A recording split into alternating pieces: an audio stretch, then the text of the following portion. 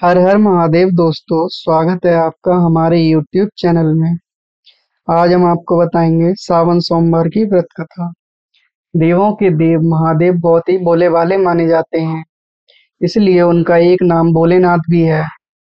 पौराणिक कथा के अनुसार एक बार किसी एक नगर में एक साहूकार था।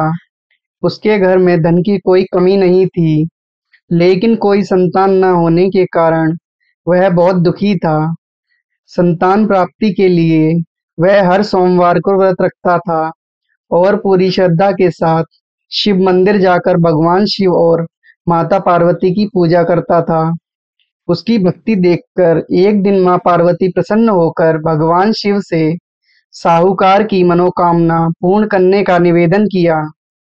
पार्वती जी के आग्रह पर भगवान शिव ने कहा कि हे पार्वती, इस संसार में हर प्राणी को उसके कर्मों का फल मिलता है और जिसके भाग्य में जो हो उसे भोगना ही पड़ता है।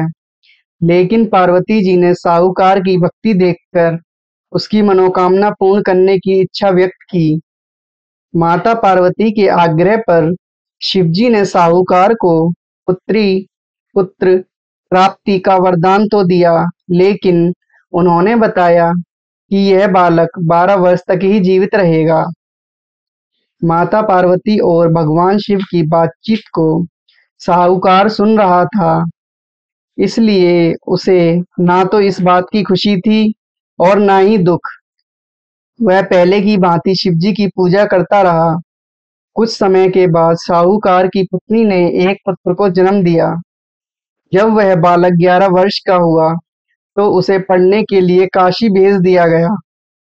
साहूकार ने पुत्र के मामा को बुलाकर उसे बहुत सारा धन देते हुए कहा कि तुम इस बालक को काशी विद्या प्राप्ति के लिए ले जाओ। तुम लोग रास्ते में यज्ञ कराते जाना और ब्राह्मणों को भोज दक्षिणा देते हुए जाना।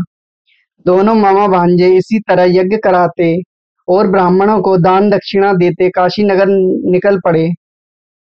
इस दौरान रात में एक नगर पड़ा जहां नगर के राजा की कन्या का विवाह था, लेकिन जिस राजकुमार से उसका विवाह होने वाला था वह एक आंख से काना था।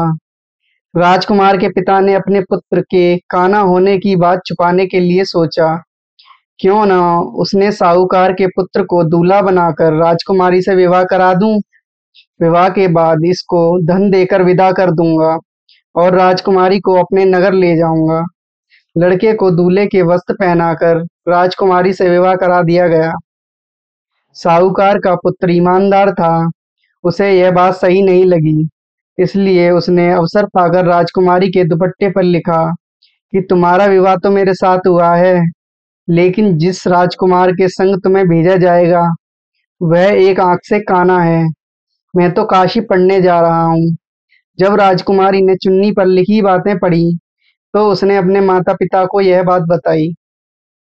राजा ने अपनी पुत्री को विदा नहीं किया, फिर बारात वापस चली गई। दूसरी ओर साहूकार का लड़का और उसका मामा काशी पहुंचे और वहां जाकर उन्होंने यज्ञ किया। जिस दिन लड़का 12 साल का हुआ उस दिन भी यज्ञ का आयोजन किया गया। लड़के ने अपने मामा से कहा कि मेरी तबीयत कुछ ठीक नहीं है। मामा ने कहा कि तुम अंदर जाकर आराम कर लो। शिवजी के वरदान से कुछ ही देर में उस बालक के प्राण निकल गए। मृत भांजे को देख उसके मामा ने विलाप करना शुरू किया। संयोग बस उसी समय शिवजी और माता पार्वती उधर से जा रहे थे। पार्वती माता ने भोलेनाथ से कहा, स्वामी, मुझे इसके रोने के स्वर सहन नहीं हो रहे हैं। आप इस व्यक्ति के कष्ट को दूर अवश्य करें। जब शिवजी मृत बालक के समीप गए तो वह बोले कि यह उसी साहूकार का पुत्र है जिसे मैंने 12 वर्ष की आयु का वरदान दिया था। अब इसकी आयु पूरी हो चुकी है। लेकिन मातृ भाव से विभोर माता पार्वती ने कहा कि हे महादेव, आप इस बालक को और आयु देने की कृपा करें, अन्यथा इसके वियोग में इसके माता पिता भी तड़प तड़प कर मर जाएंगे। माता पार्वती के पुनः आग्रह पर भगवान शिव ने उस लड़के को जीवित होने का वरदान दिया। शिवजी की कृपा से वह लड़का जीवित हो गया। शिक्षा पूरी करके लड़का मामा के साथ अपने नगर की ओर वापस चल दिया। दोनों चलते हुए उसी नगर में पहुंचे जहां उसका विवाह हुआ था। उस नगर में भी उन्होंने यज्ञ का आयोजन किया। उस लड़के के ससुर ने उसे पहचान लिया और महल में ले जाकर उसकी खातिरदारी की और अपनी पुत्री को विदा किया। इधर साहूकार और उसकी पत्नी भूखे प्यासे रहकर बेटे की प्रतीक्षा कर रहे थे। उन्होंने प्रण रखा था कि यदि उन्हें अपने बेटे की मृत्यु का समाचार मिला तो वह भी प्राण त्याग देंगे।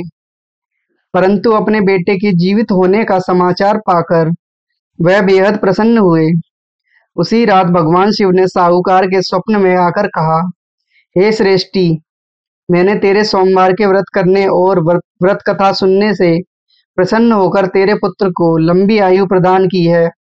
इसी प्रकार जो कोई सोमवार व्रत करता है या कथा सुनता या पढ़ता है, उसके सभी दुख दूर होते हैं और सभी मनोकामनाएं पूर्ण होती हैं।